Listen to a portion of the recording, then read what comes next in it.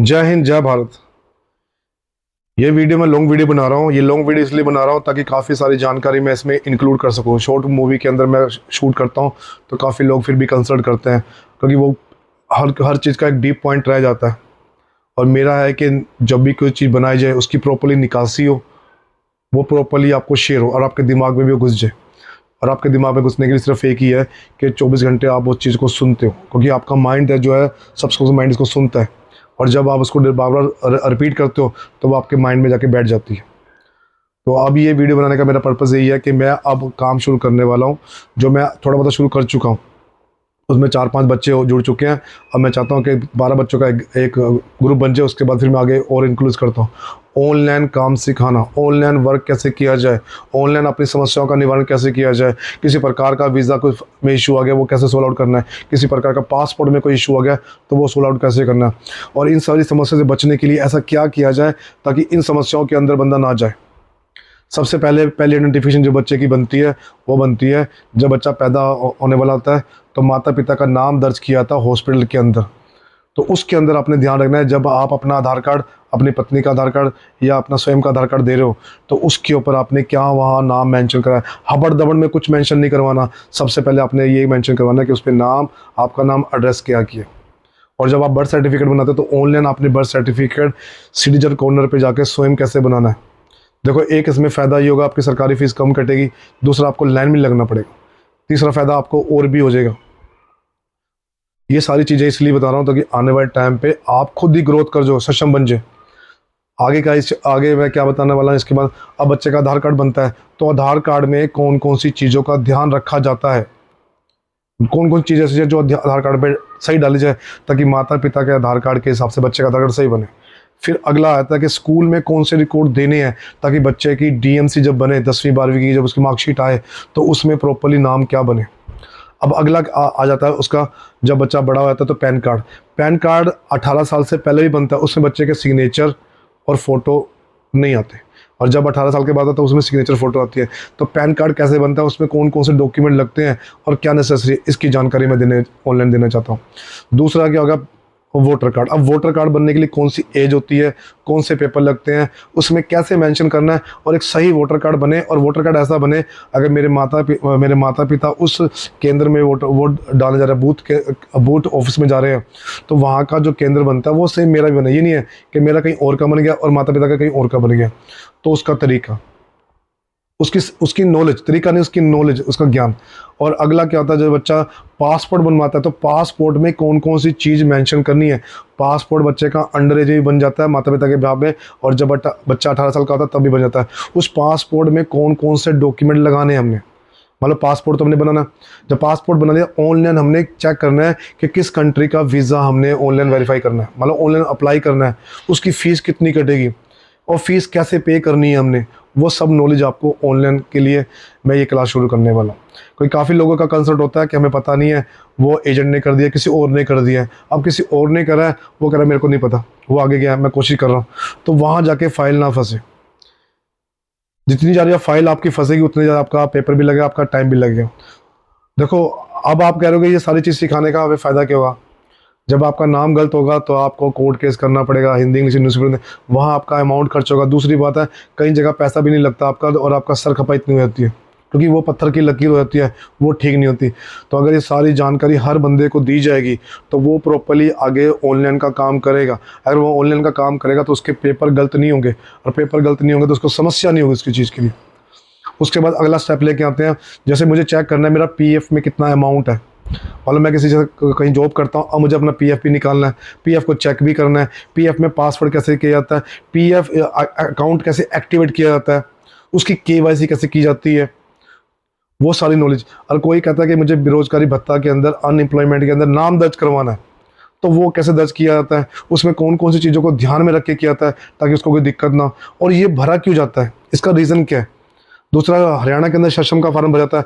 अब सक्षम का फार्म कौन भर सकता है, उसमें कौन कौन से पेपर लगेंगे, कौन कौन सी जगह पे जाकर जमा करना पड़ेगा, कैसे हम उसको वेरीफाई कर सकते हैं, कैसे हमें काम मिलेगा, कितना भत्ता मिलेगा, वो सारी जानकारी अगर आप सबके पास होगी, जो भी ये काम करना चाहता है ऑनलाइन या स्वयं भी करना चाहता है, अगर आपके पास सही जानकारी होगी तो आपको इशू होगा ही नहीं। दूसरा, हरियाणा के अंदर जैसे फैमिली आईडी बनती है, अब फैमिली आईडी में बहुत बड़ा इशू आ जाता है, पिता का नाम हिंदी में गलत है, खुद का नाम हिंदी में गलत है, माता पिता का नाम गलत है, डेट ऑफ बर्थ अलग डाल दी है, उस पर डेट ऑफ बर्थ अलग आ रही है, वोटर कार्ड वहाँ डालनी है, पैन कार्ड का इशू बन गया है, और जन्म प्रमाण पत्र डाला नहीं है। जैसे अभी रिसेंटली अभी ऑफिस में संडे को मैं ऑफिस खोलता हूँ क्योंकि काफ़ी लोग आते हैं, तो 2 बजे तक खोलता हूँ। तो ऑफिस में भी कुछ देर पहले एक आए थे, वो कह रहे हैं मैं बिहार से अभी आए हैं, हमें दो महीने 1 महीना हो गया है, पर हमारा जो बच्चे का जन्म प्रमाण पत्र जो आधार कार्ड है वो बनवाना। तो मैंने कहा जन्म प्रमाण पत्र दिखाओ, तो कह रहे जन्म प्रमाण पत्र बना ही नहीं। अगर यही नॉलेज उनको किसने दी होती, या उनके घर में कोई पढ़ा लिखा होता, उसने ऑनलाइन वो कोर्स करा होता, या उनके घर में से किसी को एक्टिवेट वाला किया होता, तो आज शायद उनको दिक्कत ना होती बर्थ सर्टिफिकेट के अंदर। तो ऐसी समस्याओं का निवारण करने के लिए मैं चाहता हूँ कि काफ़ी बच्चों को मैं सिखाऊँ ऑनलाइन या ऑफलाइन। तो जैसे जैसे वो सीखेंगे तो वो एक समाज के अंदर परिवर्तन लाएंगे। अगर समाज में सही परिवर्तन होगा तो उसी से विकास होगा। देखो, आपका अगर आप एक वैसे एनालाइज करना चाहते हो, तो आप खुद एक बार चेक करो कि साल में कितनी बार अपने सरकारी फीस कटवाई है, उसी डॉक्यूमेंट को ठीक करवाना, फिर ठीक करवाना, फिर ठीक करवाना, फिर ठीक करना। अभी एक मेरे पास एक आई थी माता, उनके पति की डेथ हो गई थी, तो उनके पति का नाम वहाँ गलत लिखा था, गौरव और गौरव में लिखा हुआ था, पास 1 की स्पेलिंग में गलती डाल दिया था, डबल एस डाल दिया। उनके खुद के नाम के आगे जो मंजू की स्पेलिंग थी वो उन्होंने डबल ओ डाल दिया, जबकि यू थी वहाँ पर। तो इस चीज़ों के चक्कर में उसकी पेंशन की आईडी वहाँ जाके अटकी पड़ी है। डेट ऑफ बर्थ अलग अलग है, 2 की जगह 5 है, 5 की जगह 2 है, ये इशू कर दिया। तो इन सब चीज़ का निवारण सिर्फ इतना ही है कि एजुकेशन को बढ़ाया जाए और एजुकेटेड किया जाए, चाहे किसी प्रकार का, चाहे आप सीएससी करो, चाहे कोई भी आप अपना काम खोलना चाहते हो किसी प्रकार का, चाहे आप खुद भी अपना स्वयं का भी काम करना चाहते हो। तो मेरे मानने से 50 से 1 लाख रुपए आप साल के बचाओगे अगर आपके वो पेपर सही होंगे तो। बाकी आपने देखना आपने कैसे करना है। तो अगला स्टेप मैं बताता हूँ। तो अब कई लोगों ने क्या करता, मेरे पास आए थे फैमिली को लिए, उसके अंदर उनके नाम, gender, date of birth, mobile number सब गलत थे। दूसरा, कई लोग आईटीआर भरते हैं। अब आईटीआर भरनी कैसे है, आईटीआर भरनी क्यों है, किस बिहाफ पे भरनी है, और कहाँ हमने शो करनी है, कहाँ शो नहीं करनी, उसका क्या रीज़न है आईटीआर भरने का, उसकी इंफॉर्मेशन ऑनलाइन। आईटीआर भरनी कैसे, उसकी जानकारी। जीएसटी क्या होता है, जीएसटी का हमने कैसे अपने एक्टिवेट करना है। जो फूड सप्लीमेंट बिड, जो अपना लाइसेंस नंबर होता है, मान लो मैंने काम करा फूड का, अब मुझे उसका लाइसेंस लेना है, वो लाइसेंस कैसे आपने लेना है, उसमें कौन कौन सी चीज़ लगेगी, ताकि आने वाले टाइम पे आपको कोई इशू ना बने, आप जो भी काम करते हो वो कैसे किया जाए, इन सब की नॉलेज आप सबको। और एक और चीज़ मेरे से मैं स्किप कर गया, अभी कुछ दिन पहले मेरे पास कोई बंदा आया था, वो कह रहा कि पिता का आधार कार्ड नंबर कहीं और क्या है और बच्चे का आधार कार्ड के ऊपर एड्रेस कहीं और है, और फ़ोन नंबर भी अलग अलग है। तो वो कैसे बताना कि एक ही फ़ोन नंबर चढ़े। अब पिता का एड्रेस सेम उनकी पत्नी पे कैसे आ जाए, पिता का एड्रेस सेम उसके बेटे पे कैसे आ जाए, उसकी बेटी भी कैसे आ जाए। जो शादीशुदा महिला है वो चाहती है कि पति का नाम वहाँ पर आए, अब पिता का नाम हट जाए, एड्रेस कैसे है, उसकी नॉलेज।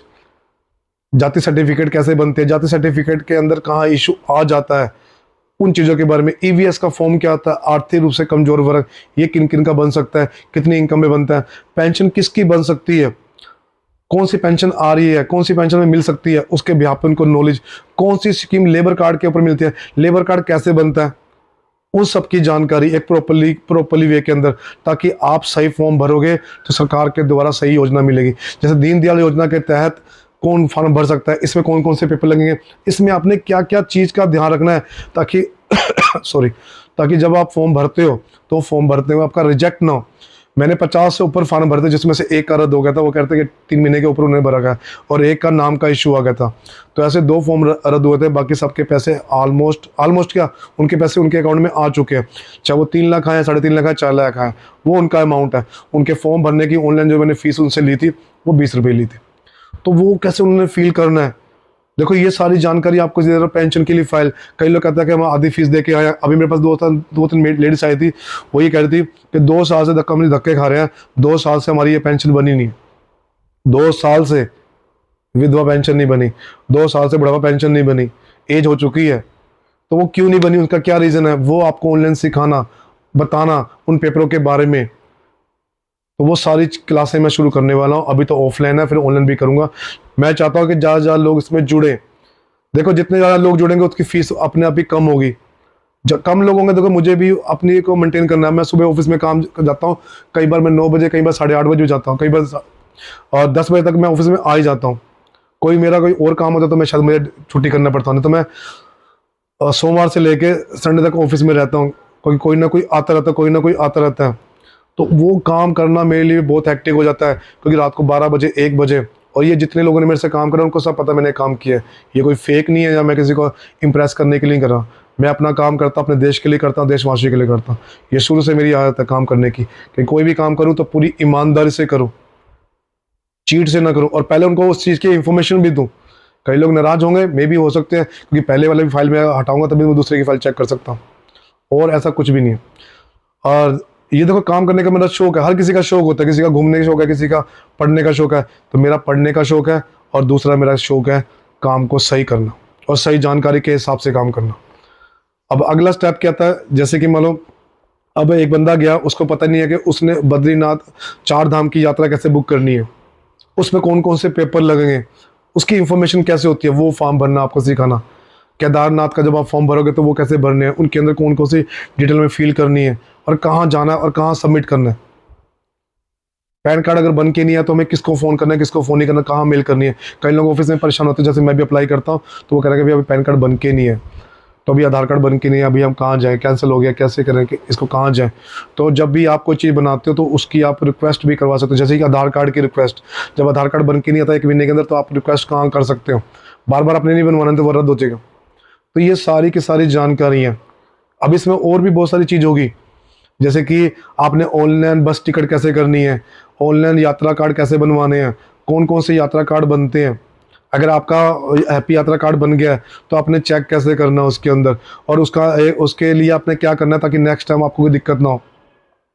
आपने जो 60 साल वाला कार्ड बना लिया है, उसके अंदर आपने रिफिल कैसे करना है। रिफिल क्या होता है, क्या आधा किराया सरकार देती है, आधा किराया आपका लगता है, तो वो कैसे उसमें रिफिल करना है, उसमें अमाउंट कैसे भरना है, कहाँ कहाँ चल सकता है, अगर किसी प्रकार का कोई उसको नहीं चला रहा तो उसका रीज़न क्या है, वो सारी चीज़ें। यानी कि हर चीज़ का, जैसे कि अब मैं कोशिश कर रहा हूँ कि काफ़ी जो एडवोकेट हैं उनसे भी एक लिंक कर रहा हूँ, ताकि आपको लीगल एडवाइस भी मिले, और मैं खुद भी कोशिश कर रहा हूँ कि मैं भी एलएलबी करूँ और आपको लीगल एडवाइस भी दूँ, प्रॉपरली दूँ, ताकि आपको मतलब कि जिनके बन चुके हैं उनके लिए तो हम कुछ समस्या का निवारण भी कर सकें, और जो अभी नए बने हैं वो सही बने, ताकि आने वाले टाइम पे उनको इशू ना है। हमारे देश के अंदर आज भी मैं देख रहा हूँ वही वही नियम चल रहा है जो जब हम गुलाम थे, उसकी वो तोड़ा जाए उसके अंदर। यानी कि प्रॉपरली एक बंदे को एजुकेटेड किया जाए, क्या पेपर लगेगा क्या नहीं लगेगा। उसमें मैंने काफ़ी लोगों से हेल्प भी मांगी थी कि मुझे फ़ंड भी चाहिए, ताकि मैं अपना ऑफिस बढ़ा सकूं और अपनी टीम बढ़ा सकूं, और मेरी टीम को मैं हायर कर सकूं, और उन टीम के मिलके मैं घर घर जाके इंफॉर्मेशन कर सकूं। तो कुछ लोगों ने मेरे को उसके अंदर डोनेट भी करा, मेरी हेल्प भी करी है। तो मैं और लोगों से भी अपील करना चाहता हूँ वो भी उसमें हेल्प करें, ताकि मैं काफ़ी लोगों को 1 लाख 2 लाख 3 लाख 4 लोगों को एजुकेटेड कर सकूँ। समाज में सुधार जब भी आएगा जब वहाँ पर सभ्य लोग होंगे, और सभ्य लोग तभी होंगे जब वो एजुकेटेड होंगे, और उनके अंदर जय हिंद की भावना, यहाँ से लेकर यहाँ तक जय हिंद की भावना होगी। हर हर हर गली मोहल्ले के अंदर अगर आर्मी जैसी सोच होगी, तो देश की रक्षा बॉर्डर के अंदर भी होगी, बॉर्डर के बाहर भी होगी। जैसे ऑनलाइन चालान कैसे भरने हैं, अगर मान लो आपका चालान ज़्यादा आ गया है तो उसका निवारण कैसे करना है, कहाँ जाके फाइल जमा करनी है, कहाँ जाके डोमिसाइल बनते हैं, कहाँ कहाँ साइन होते हैं, ये सारी एजुकेशन मैं देना चाहता हूँ। अब ये बहुत सारी एजुकेशन है, और भी बहुत सारी होगी ऑनलाइन। मान लो आपने कैसे चेक करना है कि आपका जो आप कंप्यूटर चला रहे हो उसमें कौन सी विंडो है, आपने कैसे चेक करना है कि उसके अंदर रैम कितनी है, आपने चेक कैसे करना है कि उसमें कुछ पार्ट्स खराब हो गया है तो उसको रिप्लेसमेंट कैसे किया जाए, वो हर चीज़ की नॉलेज शेयर करना। तो ये बहुत बड़ा एक यूज़ हुआ है। ये कोई छोटी मोटा, मेरा छोटा मोटा ये एम्स नहीं है, आपको लग रहा होगा। देखो एक छोटी बात बताओ, आपका बर्थ सर्टिफिकेट सही बन गया और बनाने वाला भी सही होगा, तो आपका पेपर कभी खराब होगा? नहीं होगा। अगर आपका आधार कार्ड सही बन गया है, बच्चे का आधार कार्ड, क्या उसको कोई दिक्कत होगी आने वाले टाइम पे? अगर स्कूल में उसका सही पेपर चले गए हैं, जब 10वीं 12वीं के उसके मतलब रशियन के लिए आगे जाएगा बोर्ड के लिए, तो उसको कोई इशू आएगा? उसको कोर्ट केस नहीं करना पड़ेगा सर, नहीं तो वहां जाके लाइन पे लग जाएगा वो। लोक अदालत क्या होती है, उसमें कैसे कैसे आपके निवारण किए जाते हैं। अगर हद से ज़्यादा कहीं पर आपका ब्याज लग रहा है, तो छोटा ब्याज आपको कहाँ से मिलेगा, ताकि आप उससे हट सके। ऑनलाइन फॉर्म फिल करना, कौन सा करना है, कौन सा लिंक सही है, कौन सा गलत है, उसको आइडेंटिफाइड करना, ये सारी चीज़ों का एक गुच्छा, डिजिटल वर्ड। जिसको हम बोल सकते हैं डिजिटल सिक्योरिटी, तो उसकी भी नॉलेज प्रोवाइड करना हर चीज़ के लिए। अब आपके अंदर आप कितना सक्षम है उसको कर सकते हैं। ज्ञान देखो हर किसी के पास है, कोई भी ऐसा बंदा जो बिना ज्ञान के ना हो, पर ज्ञान लेना कहाँ से है, उसको ऑब्जर्व कहाँ से करना है, आगे शेयर कैसे करना है। पानी रोकोगे ना तो वो भी शायद गंदा हो जाएगा, उसको फ्लो में बहाते रहो ना तो वो गंगा जल बन जाता है। और हम सब एजुकेटेड हैं, पर हमने क्या करके अपने माइंड को ब्लॉक कर दिया है कि सुबह बैग लेके जाना है, वहां से शाम को वापस आना है, रट्टा मारना है, शाम को आना है, रट्टा मारना है, शाम को आना है, 90% नंबर ले लेने हैं, ठीक है, कहीं पर जॉब अड़ गए। पर एक बेसिक जो होती है छोटी छोटी चीज़ें वहाँ अटक जाते हैं। तो उन चीज़ों के बारे में एक्टिवेट करना लोगों को, जब लोग एक्टिवेट रहेंगे तभी जाएगा। जैसे अभी मैं कुछ देर पहले अपनी गली में खड़ा था, तो एक मेरा भाई था, कोई और भी थे, तो उनकी जो छोटी छोटी बातें थी ना वो कहीं वाकई में बहुत अच्छी थी। चाहे उनकी एजुकेशन में से डंप होगी, पर उनकी जो बात थी ना वो सीख थी, वो मुझे भी जेन्युइन लगी कि वाकई में जो उसने सही बोल दिया। तो हर किसी के पास ज्ञान है, और मेरी एक चीज़ रहती है कि मैंने वो ज्ञान अपने माइंड में रखना है, और जब कोई आ जाए तो उनको फ्लो कर देना। कई लोग मेरे पास आते हैं कि मुझे आप बहुत बड़ी बड़ी बातें बोलते हो। मैं कहा छोटी बातें आपको समझ नहीं आती तो क्या बड़ी बातें करनी पड़ेगी। जैसे कि पैन कार्ड से लिंक करने के लिए अब क्या आपको करना पड़ेगा, अगर आपने ये काम पहले करा था तो आपके साथ 1,000 सरकारी जो फीस है वो नहीं कटती। आपको लगा था कि भैया 1,000 रुपये कैसे हम भरेंगे, हमारे पास इतना अमाउंट ही नहीं, वाकई में कई बार नहीं होता अमाउंट। तो उसका क्या निवारण है, उसका कैसे उसको वो हटाया जाए, उसकी 1,000 की जो फीस है कैसे किया जाए। कई लोग मल्टी अकाउंट खोल लेते हैं, फिर कहते हैं कौन सा अकाउंट हमने कहाँ दिया हमें पता नहीं है। और कई लोग अकाउंट नंबर आधार कार्ड से लिंक ही नहीं है, और जबकि वो पढ़े लिखे हैं, गवर्नमेंट के एग्जाम भी उन्होंने दे दिए, तो वो वहाँ से स्किप है। तो वो देना कि आपने चेक कैसे करना कि आपका अकाउंट नंबर लिंक है कि नहीं है, केवाईसी है कि नहीं है, और सही टाइम पे सही काम करवाओगे तो आपके पैसे बचेंगे। फिर कह रहा हूँ 50,000 से लेकर 1 लाख के बीच में बच सकता है आपका। खुद कैलकुलेशन कर लेना कितना पैसे बचता है, चाहे आपका मरे से मरा 20 रुपये बचता हो। मैं कह रहा हूँ छोड़ दो, बढ़िया, मरे से मरे से 20 रुपये बचता हो तो 20 रुपये भी तो आपके बच रहे हैं। अगर आप एक्टिव रहोगे, आपको अपने अधिकारों के बारे में पता होगा, तभी जाके सभ्य समाज के अंदर आप भी अपना योगदान दे सकते हो। जरूरी नहीं है कि सारा काम पुलिस ने करना है, सारा काम जो है हमारी आर्मी ने करना है। हम भी अगर आर्मी बन जाते हैं, अपनी सोच को रखो वैसे देश के लिए जैसे सर्वो कंट्री करते हैं, तो आपने सेव रखना है। कोई भी क्राइम नहीं हो किसी प्रकार का, कोई क्राइम करेगा तो क्राइम करने वाले सिर्फ 2 बंदे होंगे, पर लाखों बंदा तमाशा देखने वाले होंगे। अब देख लो लाखों ज़्यादा है या फिर 2 बंदे ज़्यादा। तो ये सारी चीज़ें तभी होंगी जब एक सभ्य समाज के अंदर सभ्य बंदे होंगे। नहीं तो कोई कोई नहीं फर्क पड़ता, नालियाँ बनी है, नाली में गंदा आ रहा है, वो कह रहा है मैंने अपना घर साफ कर, तो अपना साफ कर। और एक मोहल्ले के अंदर अगर 10 बंदे भी एक्टिवेट हैं तो 100 बंदों का काम वो कर सकते हैं। और ये कैलकुलेशन में नहीं है, वाकई में ही है। अब देख लो हमारे नेता जो लोगों की संख्या कितनी है, 500 कुछ, तो वो पूरे इंडिया को संभालते हैं। कैसे संभालते हैं, unity, group, number of the people. अब एक बंदा मान लो 72 घंटे काम नहीं कर सकता, पर उसकी एक यूनिटी बनी होगी तो वो शायद 72 घंटे में काम कर सकता। मैथमेटिक है ना। एक कंपनी काम करती है, पर उसके अंडर में जितने एम्प्लॉय करना उसका मल्टीप्लाई किसको जाता है उसके बॉस को। प्रॉफिट कौन ले रहा, बॉस ले रहा। तो ये बहुत सारी चीज़ें होती हैं। मेरे पास तो ज्ञान है, मैं आपको दे सकता हूँ, आप में वो लेने की इच्छा है कि नहीं वो आप देखो। जय हिंद, जय भारत।